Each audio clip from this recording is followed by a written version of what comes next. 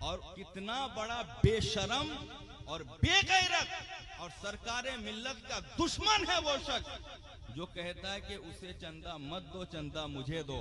अल्हम्दुलिल्लाह रब्बिल आलमीन, मैंने दारुल उलूम मुजाहिदे मिल्लत से पढ़ा और पढ़ाया, लेकिन कोई जानने और पहचानने वाला नहीं था। मैं जामिया अशरफिया अरबी यूनिवर्सिटी से फरागत हासिल की, लेकिन कोई पूछने वाला नहीं था। फरागत के बाद मुंबई और गुजरात जैसे बड़े शहरों में पढ़ाया। उड़ीसा के संबलपुर, धामनगर शरीफ, केंद्रापाड़ा में पढ़ाया। कोई पूछने वाला नहीं था, लेकिन वारिस सरकारे मिल्लत जब आपने अपनी हिमायत में खड़ा कर दिया, सिर्फ हिंदुस्तान नहीं बीरून हिंद भी लोग पहचानने लगे हैं। सुभान अल्लाह, सुभान अल्लाह। हाय हाय हाय हाय। नहीं, जिंदाबाद जिंदाबाद।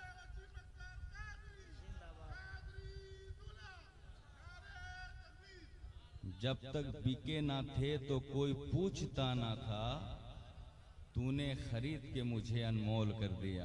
वाह वाह वाह।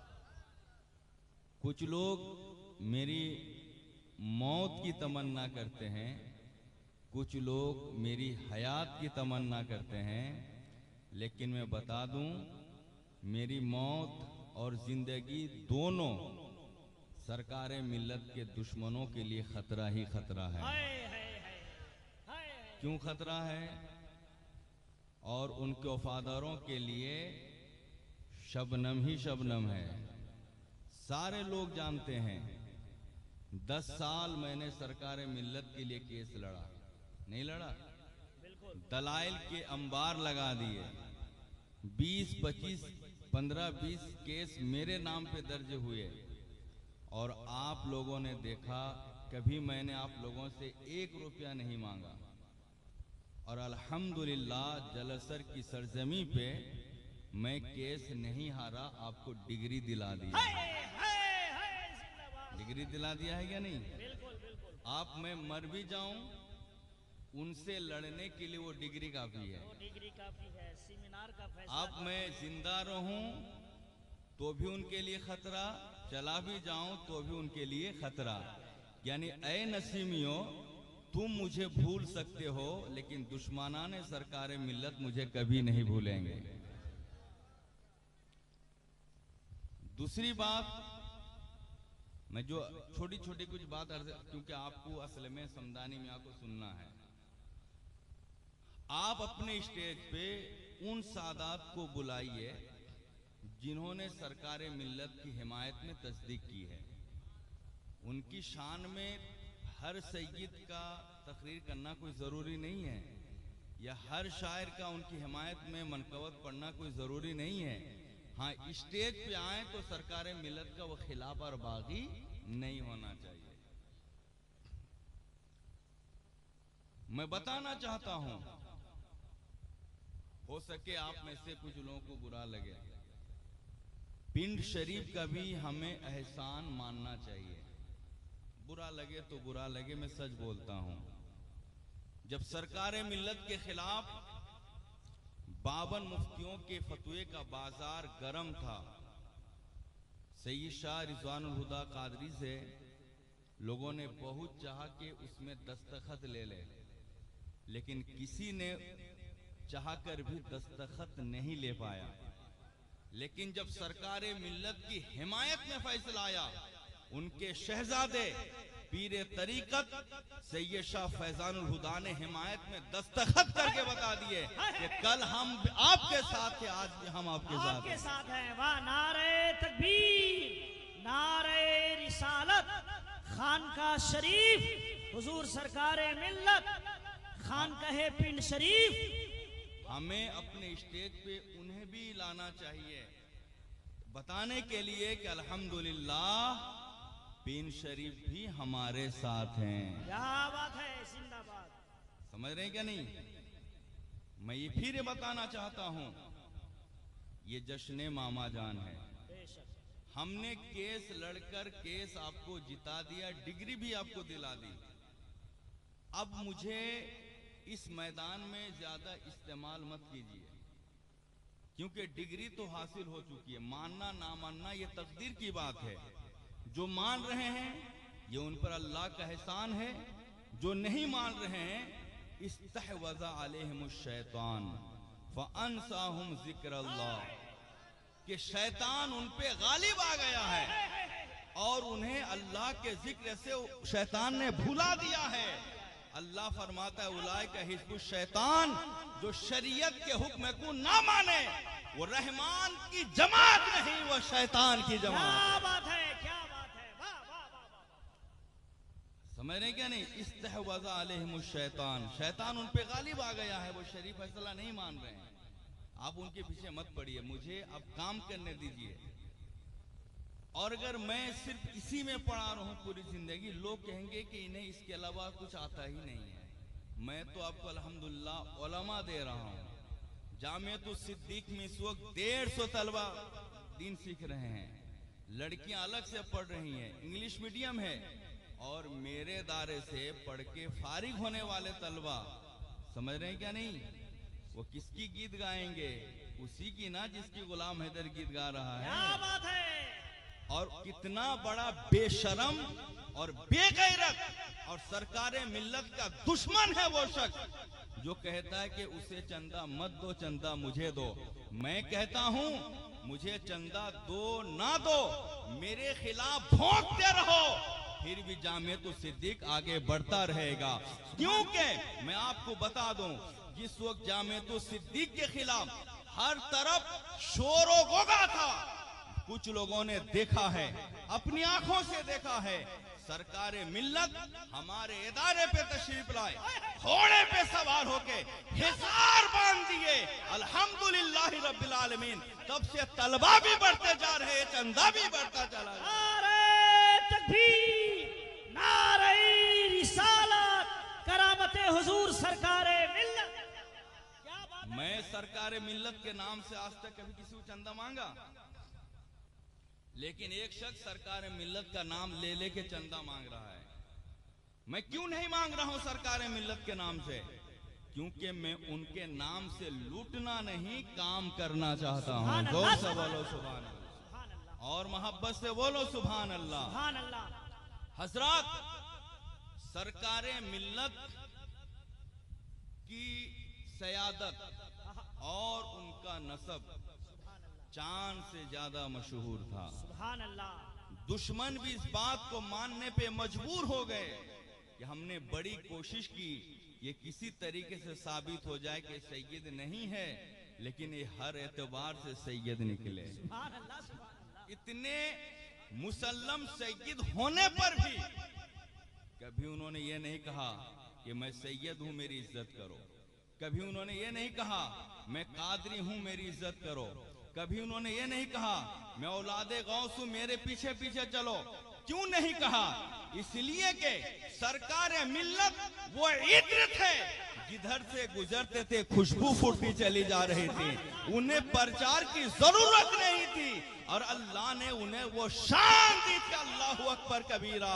कोई रोता हुआ गया तो दामने मुराद भर के लेके आ गया।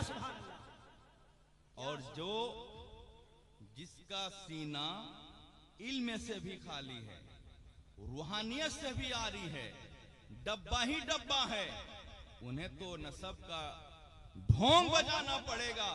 अगर वो डुगडुगी नहीं बजाएंगे तो लोग उनसे करीब कैसे होंगे?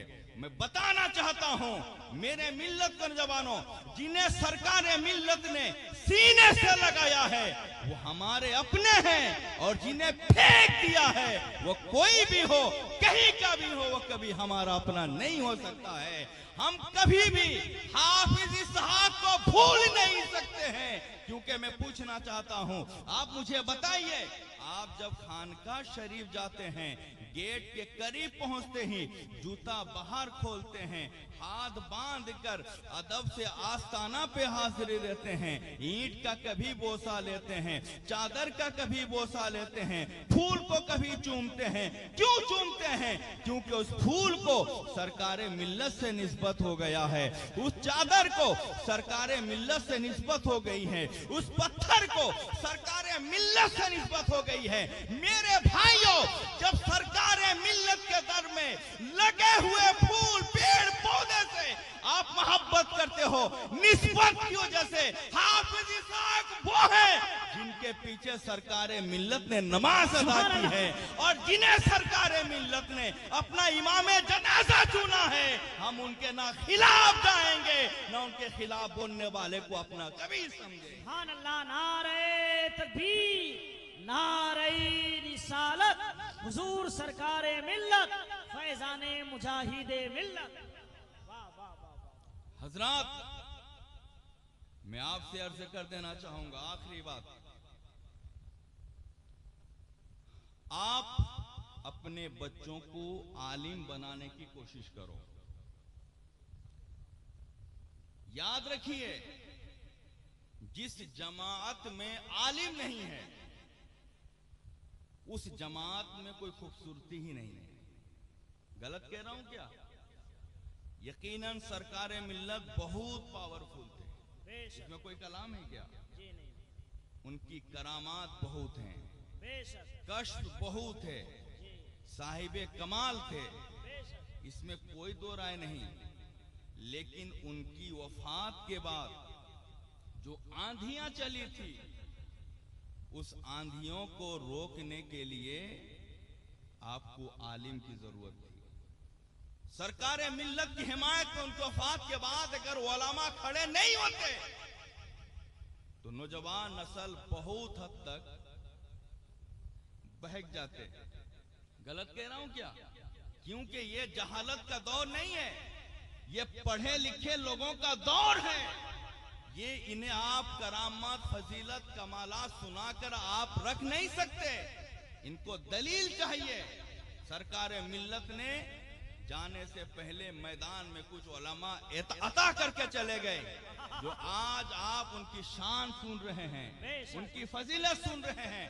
आज कोई इस मैदान के लोगों को चैलेंज देने से पहले डर भी जाते हैं। सही बात। अगर आज उलमा ना होते, उठते चैलेंज देते, बैठते चैलेंज देते। मैं अपनी बात करता हूं, जब हम लोग छोटे छोटे बच्चे थे, सरकारे मिल्लत के जो मुखालिफ गिरोह थे वो कहते थे कि तुम्हारा कोई मौलवी है तो बुलाओ, अभी हमारा मुनाजरा हो जाएगा। लेकिन हमारे लोग खामोशी से सुन लेते थे, कुछ जवाब नहीं दे पाते थे। लोग कहते थे तुम्हारा ज़बिया हलाल नहीं है, तुम्हारा कोई मौलवी है तो सामना कराओ। लेकिन लोग सुन लेते थे, सर नीचे करके चले जाते थे। लेकिन सरकारे मिल्लत के करम और फैज ने मुझे नवाज दिया, और मैं तहदीसे नेमत के तौर पे कहता हूं, मैं मर जाऊं उसके बाद क्या होगा मैं नहीं जानता, लेकिन जब तक मैं जिंदा हूं कभी भी कोई इस मैदान पे नहीं आ सकता। बेशक, हक है, वाह। अब रही बात जो हासिद हैं, जो मुआनिद हैं, जो दुश्मन हैं, उनके लिए अगर हम आसमान से तारे भी तोड़ ले आएंगे तो वो हमें मानने वाले नहीं हैं। और जो समझते हैं कि हमारे पीरो मुर्शिद के लिए बंदा खड़ा हुआ है तो वो तो मानेंगे, उसे कोई बहका भी नहीं पाएगा। सरकारे मिल्लत की निगाह बहुत दूर तक देखती थी, बहुत दूर तक देखती थी, वहां तक देखती थी जहां तक हमारी आपकी निगाह नहीं पहुंचती थी। हक है। वो जानते थे लोग दुनियादार हो गए हैं, उन्होंने अपने पीछे किसी को अपना खलीफा नहीं छोड़ा, क्या बात है। और उन्होंने अपने मजार को सारे गरीबों फकीरों के लिए आम कर दिया। हाय जिंदाबाद, जिंदाबाद। अगर खलीफा छोड़ते तो खलीफा लोग उनके मुरीदों को तोड़कर अपना अलग से मजार बनाकर इधर से उधर खींच के लेके चले जाते। तो उन्होंने किसी को कुछ नहीं बनाकर सबके लिए अपना आस्थाना आम कर दिया कि मैं तो खुद देने के लिए हूं, खलीफा की जरूरत ही क्या बात है। जिंदाबाद जिंदाबाद, नारे तकबीर, नारे रिसालत, हुजूर बड़े सरकार। मेरे भाइयों, जो मैं कहना चाहता हूं आखिरी बात, उलमा पैदा करो।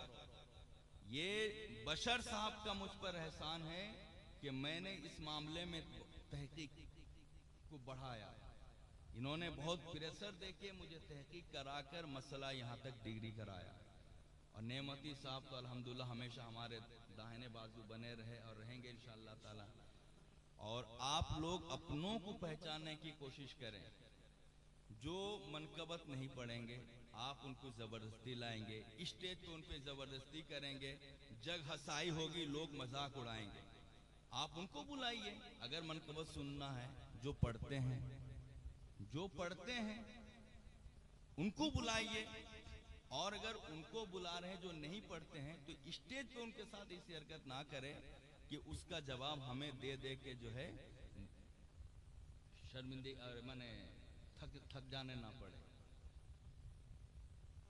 दूसरी बात जो मैं कहना चाहता हूं, मेरे भाइयों, अपने अंदर उलमा पैदा करो। क्या पैदा करो? उलमा पैदा करोगे तो कयामत तक आपकी जमात बाकी रहेगी। उलमा अगर पैदा नहीं करोगे आप चंद दिनों में मिट जाओगे। लड़कियों को पढ़ाना हो हमारे इदारे में पढ़ाइए, लड़कों को पढ़ाना है हमारे इदारे में पढ़ाइए। इल्म सीखने का फायदा इससे लगाइए। हजरत सादुद्दीन तफ्ताजानी रहमतुल्लाह ताला अलैह तैमूर लंग के दरबार में बैठे थे। एक जोर का सैलाब आया तो अल्लामा सादुद्दीन तफ्ताजानी खड़े हो गए। तैमूर लंग बादशाह उसी बैठा रहा। तो बादशाह ने कहा कि आप क्यों खड़े हो गए? तो उन्होंने कहा कि मुझे डर लगा कि ये दीवार गिर ना पड़े क्योंकि कच्ची दीवार है। तो तैमूर लंग ने कहा कि तुम मर गए तो क्या हो जाएगा? तो अल्लामा सादुद्दीन ने फरमाया कि सुनो, तुम बादशाह हो, तुम अगर मर जाओ तो कुछ फर्क नहीं पड़ेगा कि तुम्हारी जगह तुम्हारा जाहिल बेटा भी बैठकर हुकूमत कर सकता है। लेकिन कौम के सामने सादुद्दीन बनने के लिए 10 साल जो है जंगल में खाक छानना पड़ता है। कोई फौरन सादुद्दीन नहीं बन जाएगा, बल्कि बादशाह तो फौरन बन सकता है कोई, लेकिन कोई अल्लामा फौरन नहीं बन सकता है। मेरे भाइयों, इसलिए आप अपने बच्चों को आलिम बनाओ, नहीं तो हमारे इदारे में पढ़ाओ। आज अल्हम्दुलिल्लाह हमारे इदारे में पढ़े हुए बच्चे जामिया शरीफिया मुबारकपुर में पढ़ रहे हैं, अस्सकाफतु सुन्निया में पढ़ रहे हैं, दूसरे इदारे में पढ़ रहे हैं। ये सब जो है आप ही के मिसाइल हैं, आप ही के परमाणु बम है। आप इनकी कद्र करेंगे तो इंशाअल्लाह जमात बहुत दूर तक जाएगी। वाखिर दावाना अनिल हम्दुलिल्लाह बिल आलमीन। अस्सलाम वालेकुम।